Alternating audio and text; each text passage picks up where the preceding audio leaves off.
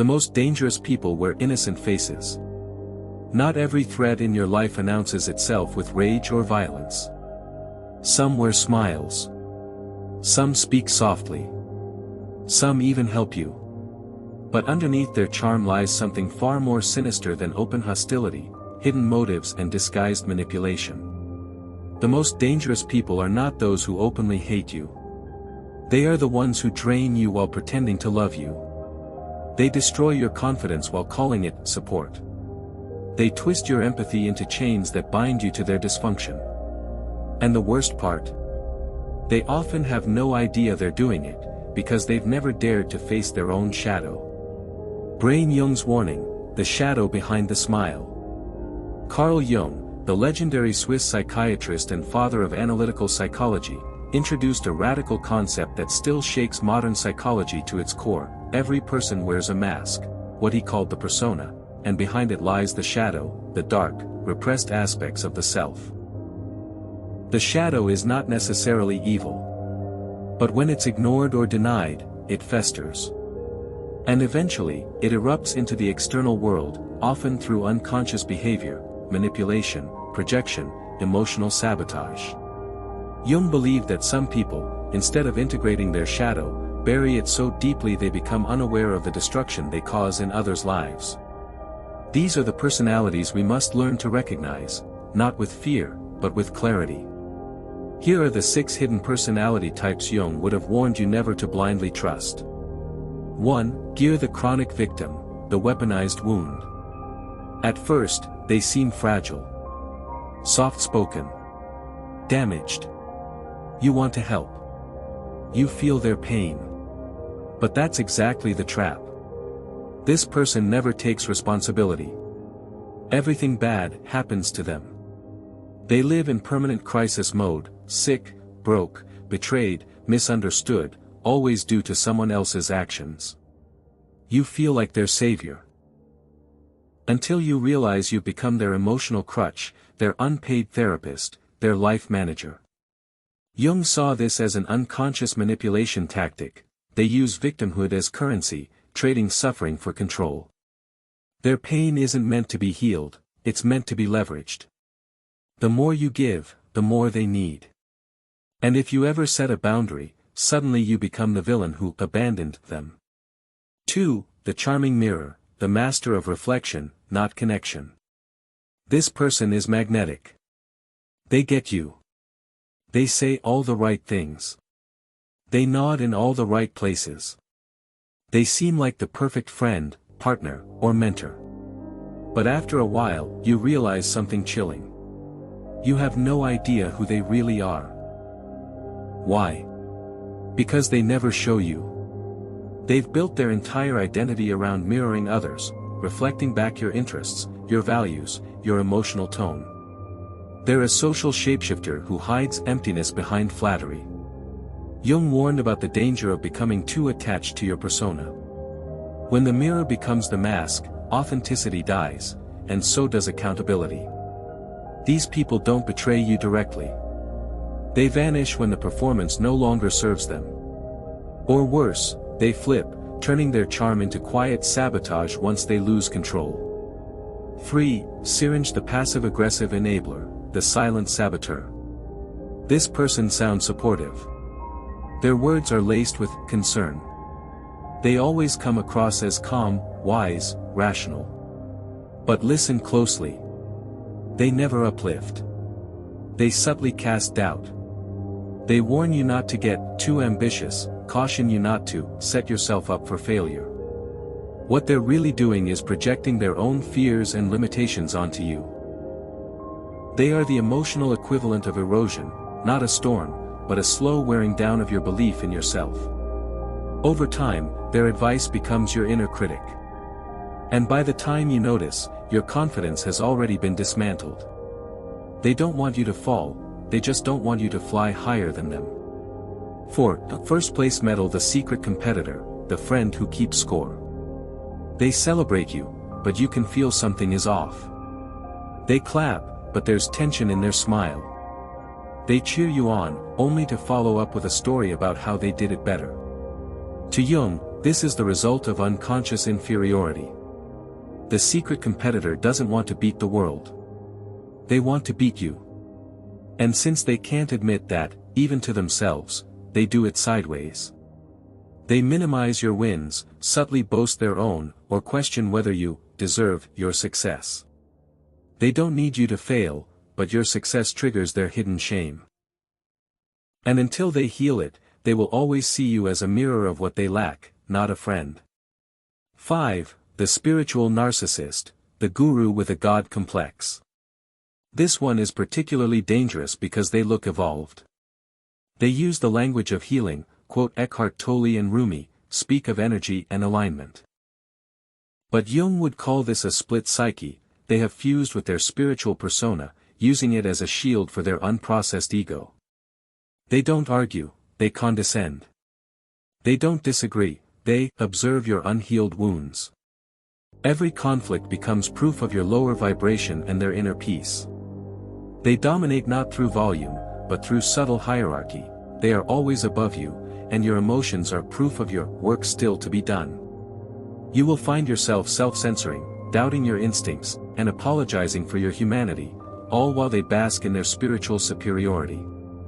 6. Magnet the empath who controls, sensitivity as a sword. They are deeply feeling, attuned, and emotionally intelligent. They feel everything, they say. At first, this makes you feel special, understood. But soon, you start editing yourself to protect their sensitivity. You walk on eggshells. You suppress your needs. They may say things like, "That energy really affects me." Or, "I just need you to be more mindful of my space."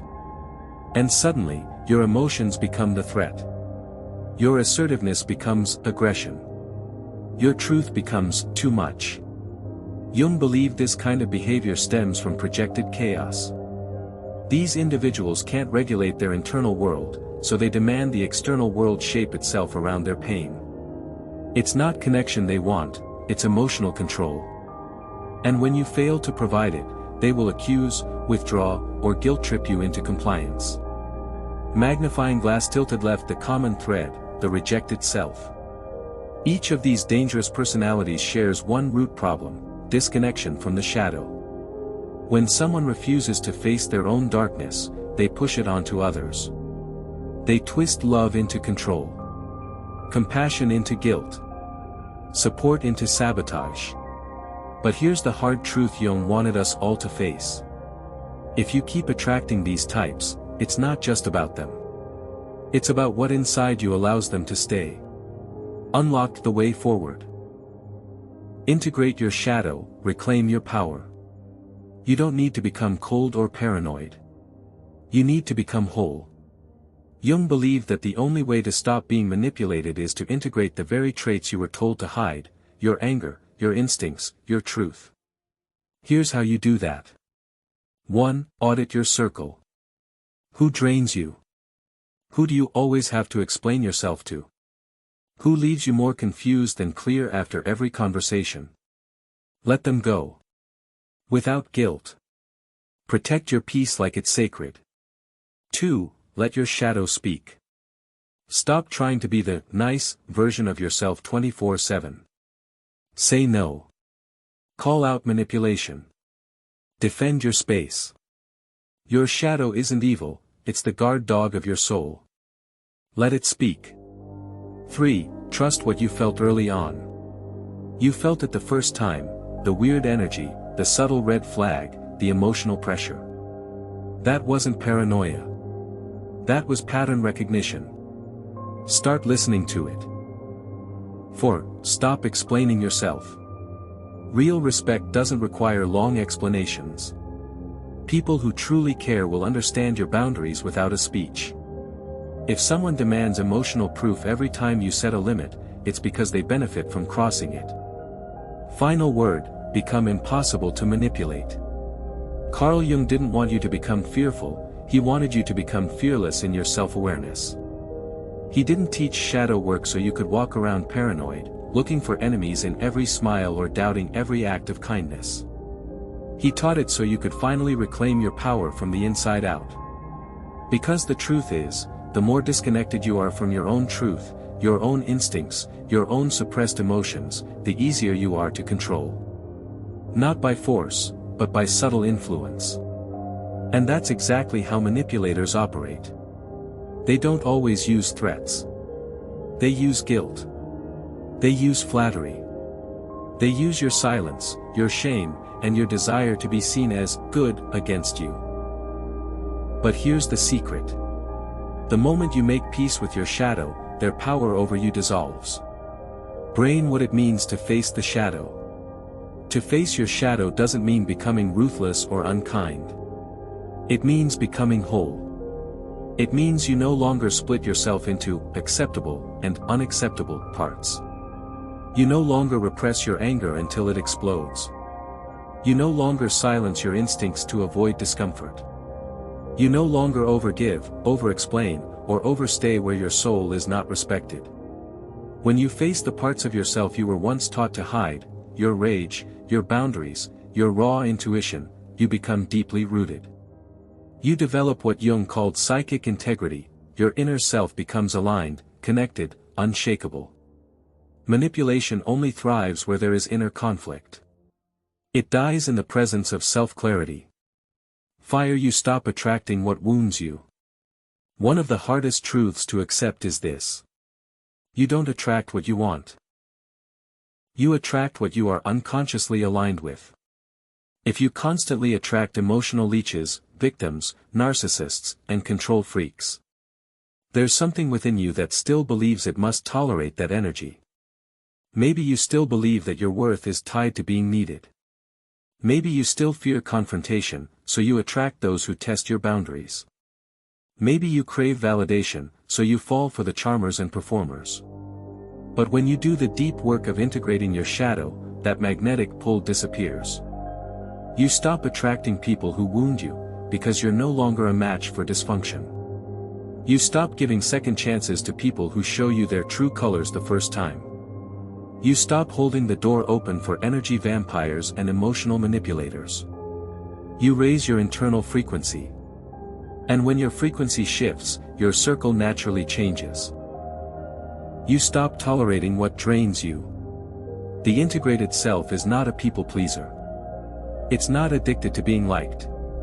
It doesn't feel guilty for walking away from chaos. When your shadow is integrated, you become fluent in the language of energy discernment. You stop explaining your intuition. You stop rationalizing bad behavior.